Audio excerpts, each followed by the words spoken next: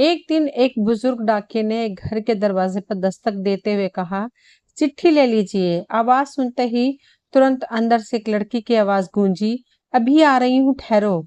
लेकिन लगभग 5 मिनट तक जब कोई नहीं आया तब डाकिये ने फिर कहा, अरे भाई, कोई है क्या? अपनी चिट्ठी ले लो, मुझे और बहुत जगह जाना है, मैं ज्यादा देर इंतजार नहीं कर सकता।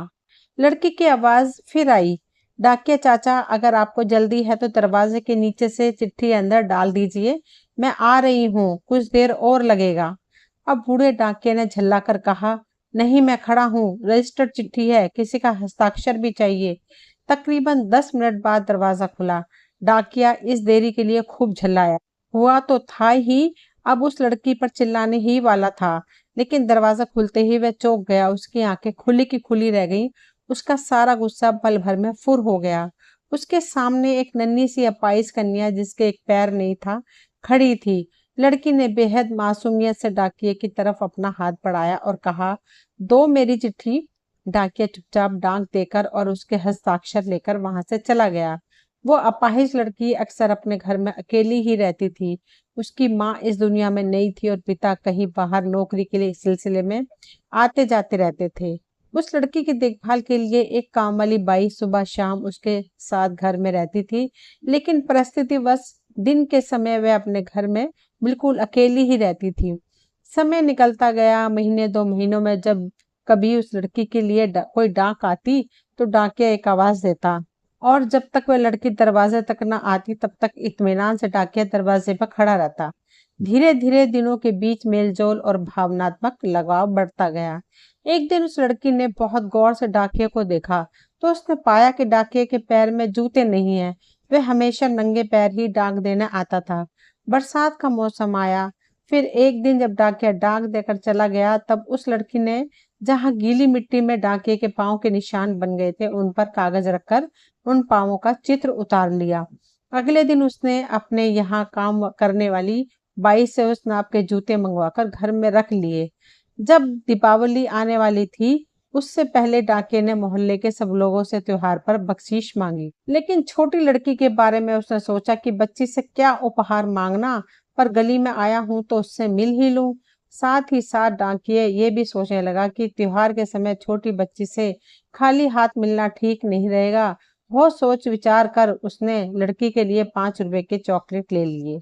उसके बाद उसने लड़की के घर का दरवाजा खटखटाया। अंदर से आवाज आई, कौन? मैं हूँ गुड़िया, तुम्हारा डाकिया चाचा, उत्तर मिला।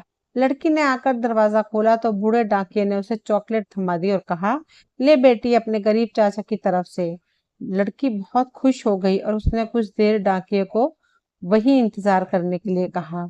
उसके बाद उसने अपने घर के एक कमरे से एक बड़ा सा डब्बा लाया और उसे डाकिये के हाथ में देते हुए कहा, चाचा, मेरी तरफ से दीपावली पर आपको यह भेंट है। डब्बा देखकर डाकिया बहुत आश्चर्य में पड़ गया। उसे समझ में नहीं आ रहा था कि वह क्या कहे। कुछ देर सोचकर उसने कहा, तुम तो मेरे लिए बेटी के समान हो, तुमसे मैं कोई उपहार कैसे ले लूं बिटिया रानी। लड़की ने उससे आग्रह किया कि चाचा, मेरी इस गिफ्ट के लिए मना मत करना, नहीं तो मैं उदास हो जाऊंगी। ठीक है, कहते हुए बूढ़े डाकिये ने पैकेट ले लिया और बड़े प्रेम से लड़की के सिर पर अपना हाथ फेरा, मानो उसको आशीर्वाद दे रहा हो। बालिका ने कहा, चाचा, इस पैकेट को अपने घर ले जाकर खोलना। घर जाकर जब उस डाकिये ने पैकेट खोला तो वह आश्चर्यचकित रह गया, क्योंकि उसमें एक जोड़ी जूते थे। उसकी आंखें डबडबा गईं। डाकिये को यकीन नहीं हो रहा था कि एक छोटी सी लड़की उसके लिए इतना फिक्रमंद हो सकती है।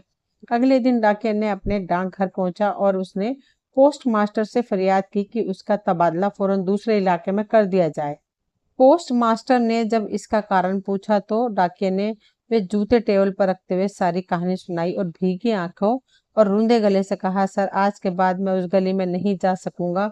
उस छोटी अपाहिज बच्ची ने मेरे नंगे पांवों को तो जूते दे दिए, पर मैं उसे पांव कैसे दे पाऊंगा। इतना कहकर डाकिया फूट फूट कर रोने लगा। दोस्तों, ये अनमोल कहानी यहीं तक थी। मुझे उम्मीद है आप सभी को ये कहानी पसंद आई होगी। अगर पसंद आई हो तो प्लीज चैनल को सब्सक्राइब करें, वीडियो को लाइक शेयर करें। मिलती हूँ अगली कहानी में, तब तक के लिए थैंक यू।